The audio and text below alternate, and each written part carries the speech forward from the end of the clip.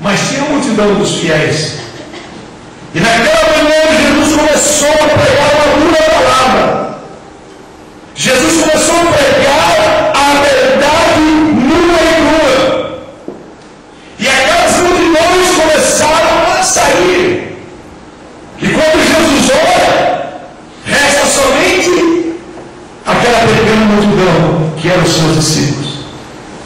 E ele lhes pergunta: quereis vós ir também? E Pedro tomou a palavra: não, Senhor. Para onde nós iremos? Só o Senhor tem a palavra de vida eterna. E Jesus ora: Pedro, muito bem. Parabéns, Pedro. Bem-aventurado és tu, Simão Barjonas. Você é um homem abençoado, porque você não revela a carne e nem o sangue, mas o meu Pai que está no céu. O diabo aproveita isso para logicamente soprar o ouvido de Pedro. E o diabo vai falar para Pedro: ó Pedro, sabe uma coisa? Você devia influenciar Jesus a não morrer com esse povo. Esse povo não presta. Esse povo não vale nada. Esse povo é um povo de assassino, povo de adulto, ladrão, criminoso. Pedro, você está acabando a conta com Jesus. Você viu a elogiada que Jesus pela manhã. Ele de ontem fala que ele vai te ouvir. À tarde, Jesus está falando intimamente com os discípulos, diz: olha, nós vamos fazer a última viagem, nós vamos subir. E daqui nós vamos para Jerusalém. E lá eu vou ser morto. Eu vou ser entregue conforme as escrituras dizem. Ele falou: opa, só se passar por cima do meu radar, o senhor não vai morrer não. De jeito nenhum, o senhor não vai deixar. Jesus olha para Pedro e diz: para trás de mim, Satanás. Veja, irmãos, se eu fizer isso com qualquer um membro aqui, eu sou crucificado. Se eu fizer isso com o meu, eu vou para trás de mim, Satanás. Eu não saio fora. Vocês vão fazer uma malhação do Judas, mas não sai da aleluia. Jesus foi delicado, aparentemente. Não, Simão, Jesus ele foi o quê? Ele foi idealista. Jesus foi o quê? Resignado. Ele estava certo naquilo para o que ele foi enviado, para trazer salvação a todo aquele que se havia perdido. E ele sabia que a morte era inevitável, porque se ele não morresse, se o seu sangue não fosse derramado, o nosso sangue não poderia sofrer uma transfusão. Jesus derramou o seu sangue para fazer uma transfusão em mim e você, que já aceitou Jesus e já foi batizado, que já aceitou Jesus e foi batizado.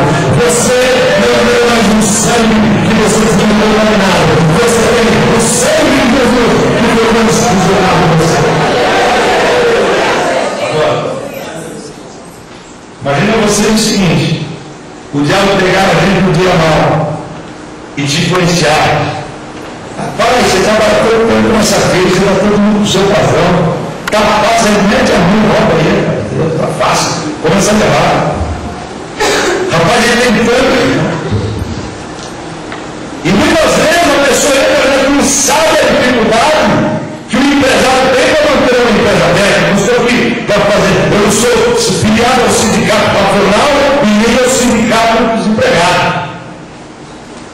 Mas muitas vezes uma empresa, na maioria das vezes, exceto se a empresa desonesta, para ser levada à frente, tem que ser com muito trabalho, com muito sacrifício. Mas a pessoa é influenciada.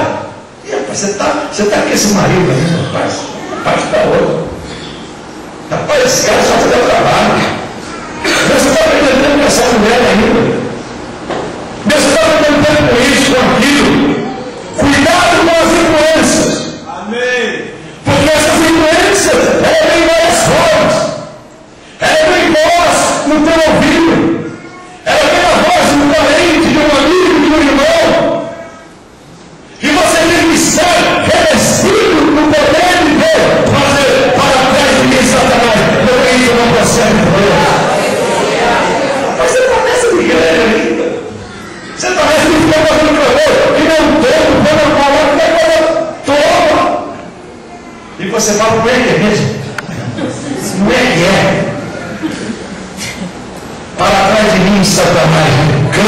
Senhor, e Ele vai me responder, Ele vai ver o meu amor, porque eu sei que Tu estás comigo.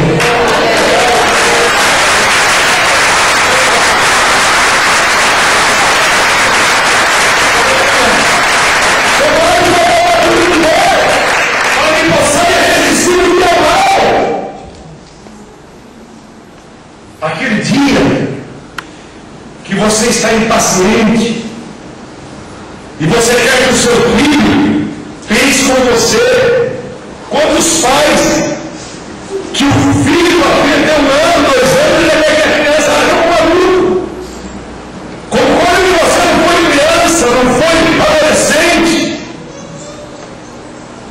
Pastor, agora não tem mais adolescente, é adolescente.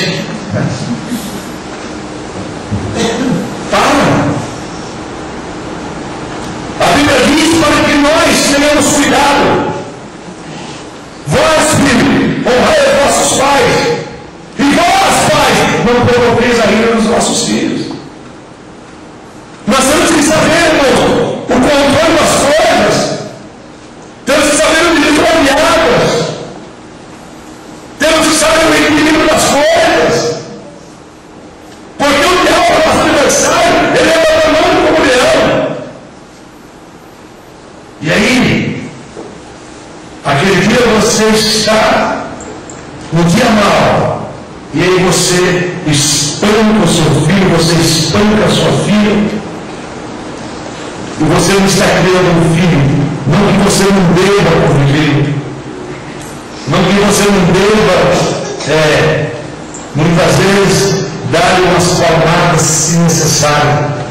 Mas nunca perca a oportunidade de ministrar na vida dele ou na vida dela. Porque você tem a palavra de Deus. E você tem que ter ousadia para falar a palavra de Deus. Para que a Bíblia, a sua boca, seja a boca de Deus na boca. Aleluia! Veio o dia mal, irmãos. E Abraão se perdeu. Ele foi influenciado. Mas um dos maiores, se não o maior, antes de Cristo.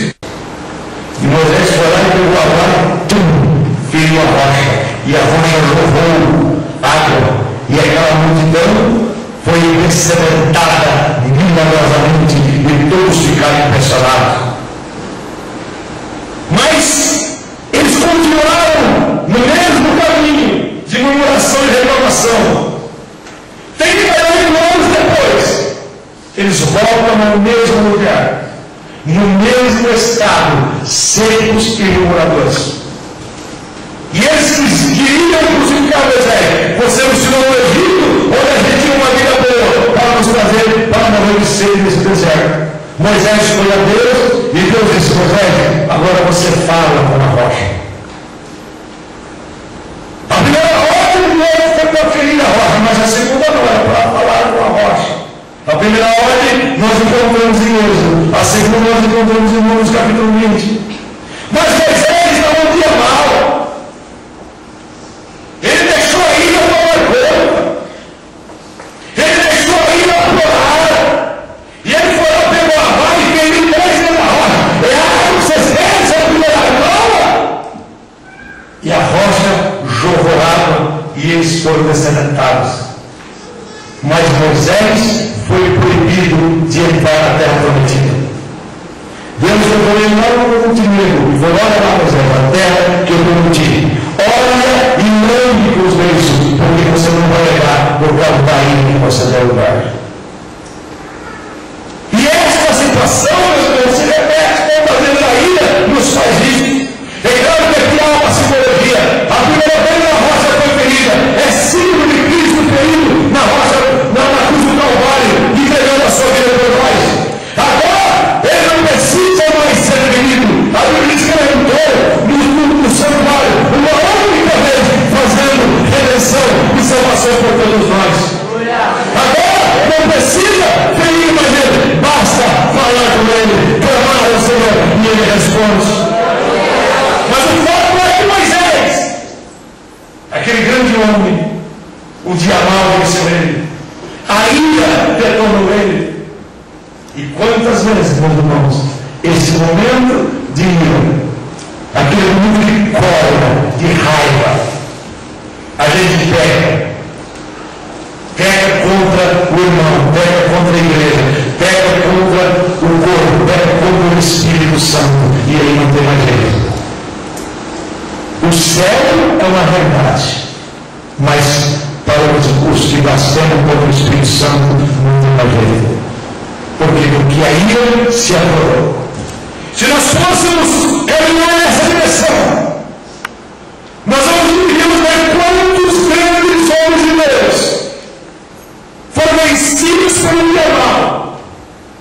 Se nós fôssemos trazer para o presente, nós vamos ver quantas famílias, quantos casais, quantos irmãos, quantos homens, quantas mulheres, quantas pessoas estão com as vidas destruídas, casamentos destruídos, lares destruídos, vida financeira destruída, vida social destruída, vida espiritual destruída, vida cristiana destruída. Por quê?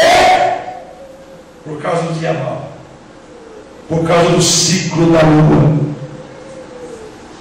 Aquela influência naquele dia que o teu comportamento estava mudado, naquele dia que a sua estima estava debaixo, naquele dia que as coisas não podem ser, naquela semana que os negócios não fluíram.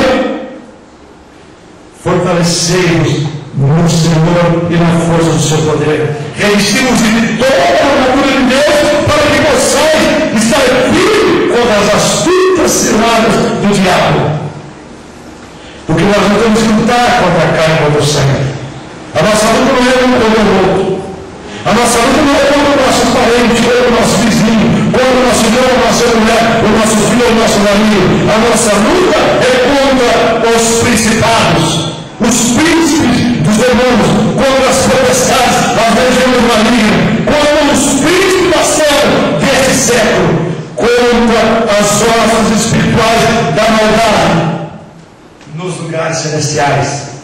Vocês sabiam que é uma hoste maligna nos lugares celestiais? Ou seja, aqui é um lugar celestial. Nós não sabemos se a igreja subiu ou se o céu desceu. O que nós sabemos é que Deus está neste lugar e nós estamos na presença de Deus. Mas aqui também é uma hoste para tirar a sua atenção, para te dar sono, para te dar preguiça, para tirar a sua atenção, para